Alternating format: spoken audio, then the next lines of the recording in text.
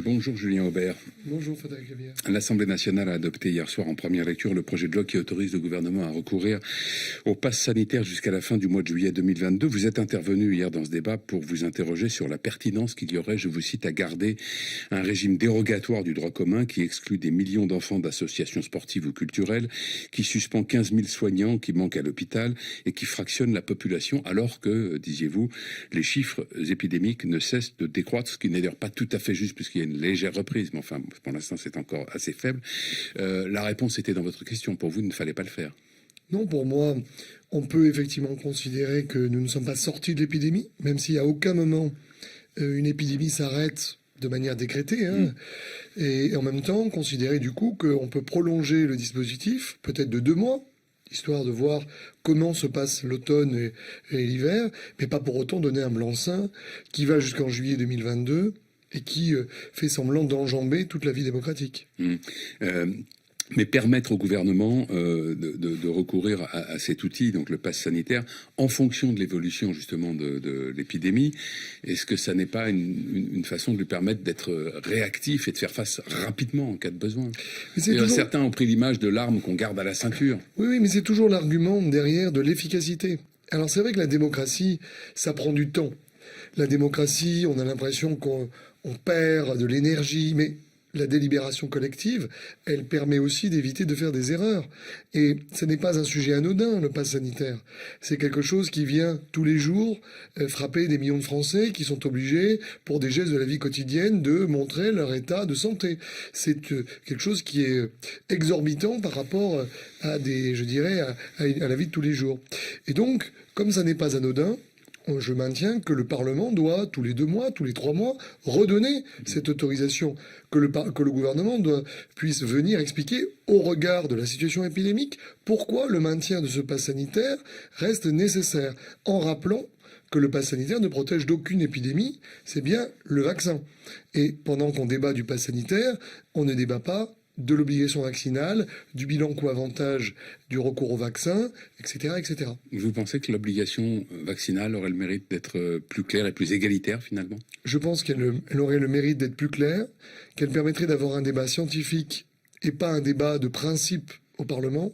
Et puis troisièmement, d'avoir des réponses à certaines questions. Parce que aujourd'hui, finalement, on demande un pass sanitaire de la même manière aux jeunes qui a 18 ans et à l'octogénaire ou à la personne obèse. Alors qu'on sait très bien que les risques ne sont pas les mêmes pour ces catégories.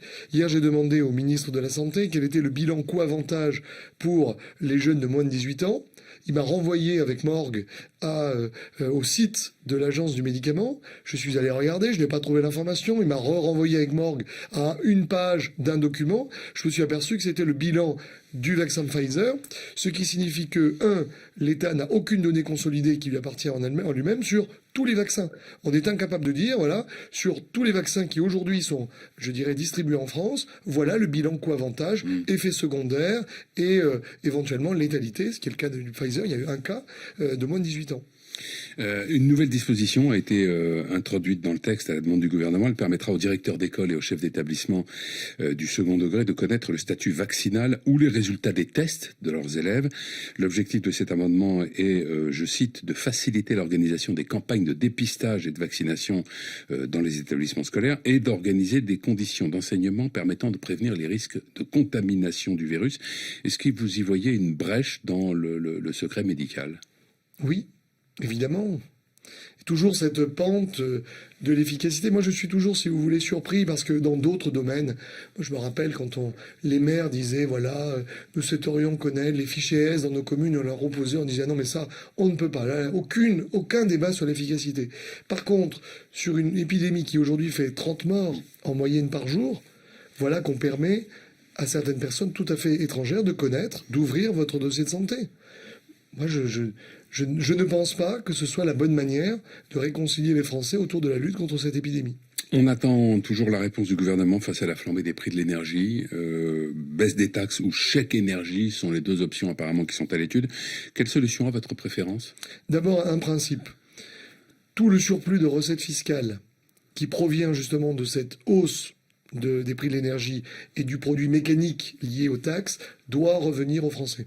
de telle manière à ce que l'État ne se fasse pas de l'argent sur quelque chose qui vient frapper les classes moyennes et populaires.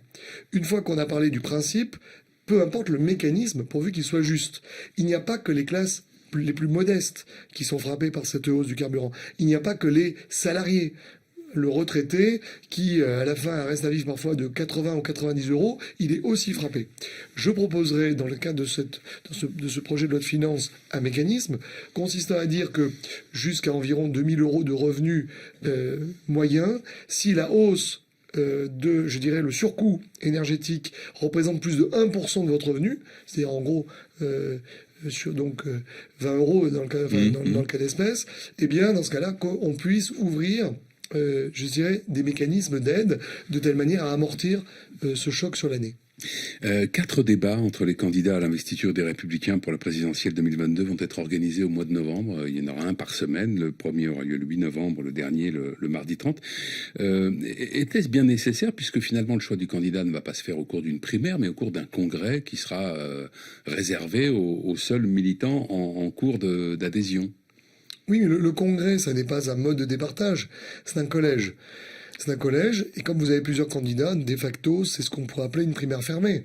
Enfin, je dis chut, ne disons pas, mais quand vous avez plusieurs candidats qui se présentent, c'est l'équivalent d'une campagne interne. Moi, j'en ai fait une, on était plusieurs candidats. Alors, ce n'est pas une primaire, c'est une compétition, c'est un départage. C'est effectivement un choix. Donc, les débats sont pertinents ? Alors, je pense que les débats sont pertinents parce qu'ils permettent de faire sortir un peu les candidats de leur zone de confort. Ils sont pertinents même avant la clôture des adhésions républicains parce que celui qui va regarder la chaîne de télévision va peut-être prendre sa carte pour soutenir un candidat. Et puis, ils sont pertinents, oui, pour aussi occuper l'espace médiatique parce que dans une magnifique inversion de circonstances, Éric Zemmour a passé pendant 30 ans de sa vie à commenter la vie des autres, et maintenant voilà que les autres sont priés de commenter jour et nuit le moindre geste d'Éric Zemmour, donc peut-être qu'on pourra du coup parler un peu des propositions des Républicains. Vous pensez, il y a eu cet épisode, il ne reste pas beaucoup de temps, mais il y a eu cet épisode hier où on l'a vu pointer une arme évidemment non chargée vers des journalistes.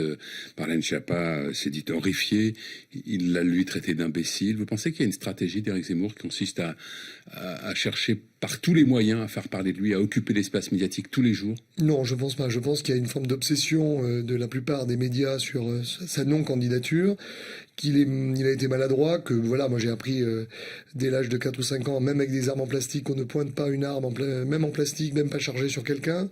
Maintenant, lui donner, si vous voulez, une signification politique en disant que c'est le symbole d'Éric Zemmour menaçant les journalistes, d'abord c'est du commentaire sur de commentaires, deuxièmement ça n'a aucune portée politique, et voilà, et on consomme, si vous voulez, du temps d'antenne, alors que dans le même temps, vous avez des millions de Français qui se demandent comment ils vont passer l'hiver, soit avec la hausse du chauffage, soit avec la hausse des prix du carburant. Bon, vous remarquez qu'on n'y a pas passé longtemps. Non, Merci. je vous en félicite. Merci Julien Aubert.